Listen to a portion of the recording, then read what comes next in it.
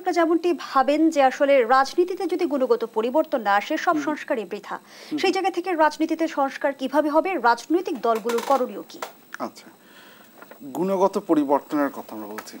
দেখুন, একটা কথা বলি, আমাদের একটা ধারণা আছে যে রাজনীতি হবে দেশের মানুষের মঙ্গলের জন্য, রাজনীতি হবে দেশের কল্যাণের জন্য, রাজনৈতিক দলগুলো দেশের কল্যাণের জন্য কাজ করবে। এই জিনিসটা আমরা সবসময় মনে করি এবং এই কারণে আমরা রাজনৈতিক দলগুলোকে বিশ্বাস করি এবং তারপরে হচ্ছে আমাদের একটা স্বপ্নভঙ্গ হয়। সত্যি কথাটা যেটা হচ্ছে, দুনিয়ার কোনো দেশে কোনো রাজনৈতিক দল মঙ্গল করবে এই উদ্দেশ্যে আসে না। রাজনৈতিক দলগুলো একটা রেশনাল অ্যাক্টর, তাদের উদ্দেশ্য দুটো, নির্বাচনে জেতা এবং আবারও ক্ষমতায় ফেরত আসা।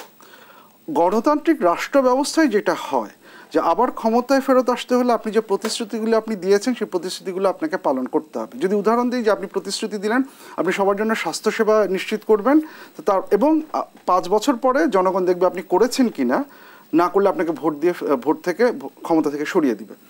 এটা বাধ্য করে তাদের হচ্ছে গিয়ে কাজগুলো করার। এখন আমরা যদি ওইভাবে চিন্তা করি যে রাজনৈতিক দলগুলো রেশনাল অ্যাক্টর সেটা চিন্তা করবে, তাহলে এই রাজনৈতিক সংস্কারে পরিবর্তন হবে, তারা সবাই ভালো হয়ে যাবেন, এরকম কোনো কিছুতে বিশ্বাস করার কোনো অর্থ হয় না। যেটা করতে হবে, আমাদেরকে এমন একটা সিস্টেম ডিজাইন করতে হবে যেই সিস্টেমে রাজনৈতিক দলগুলো বাধ্য হবে তাদের আচার ব্যবহারটা এমনভাবে করতে যাতে হচ্ছে গিয়ে ক্ষমতা কেন্দ্রীভূত না হয়ে যায়। তাহলে আমাদের যে কারণে সংস্কারের ক্ষেত্রে যেটা বলছে, রাজনৈতিক দলগুলোর নিজে থেকে সেই দায়িত্ব নেওয়ার কোনো ইতিহাস কোথাও নেই।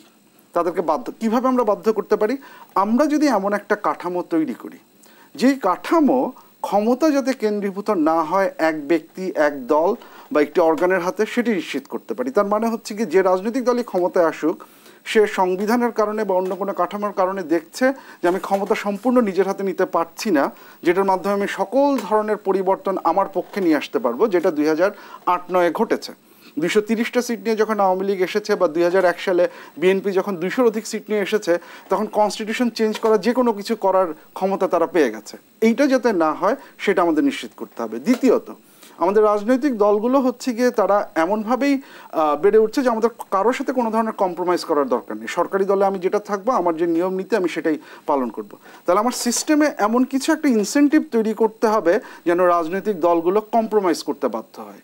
সেটার জন্য দ্বিকক্ষ বিশিষ্ট শাসন ব্যবস্থা হতে পারে, সেটার জন্য হচ্ছে গিয়ে আপনি প্রধানমন্ত্রী এবং রাষ্ট্রপতির ক্ষমতার মধ্যে ভারসাম্য আনতে পারেন, সেটার জন্য হচ্ছে গিয়ে আপনি ইনস্টিটিউশনস অফ অ্যাকাউন্টেবিলিটিগুলোকে শক্তিশালী করতে পারেন।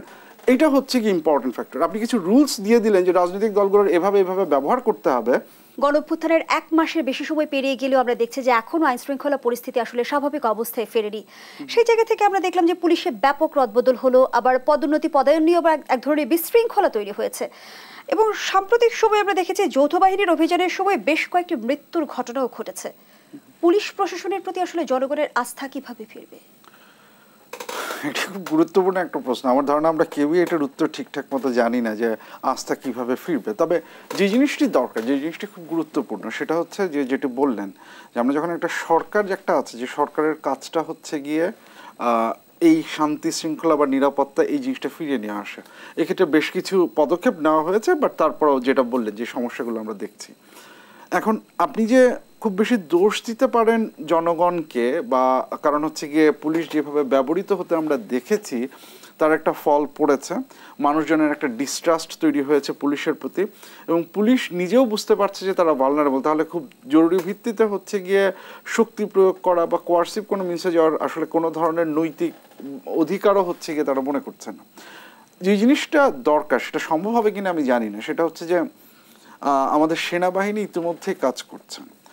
এই সেনাবাহিনীর হয়তো আমাদের আরেকটু বেশি অন্তর্ভুক্তিতা হয়তো এখানে প্রয়োজন পড়বে, যে সেনাবাহিনী এবং পুলিশ কিভাবে হচ্ছে গিয়ে একসাথে হচ্ছে গিয়ে কাজগুলো করতে পারে।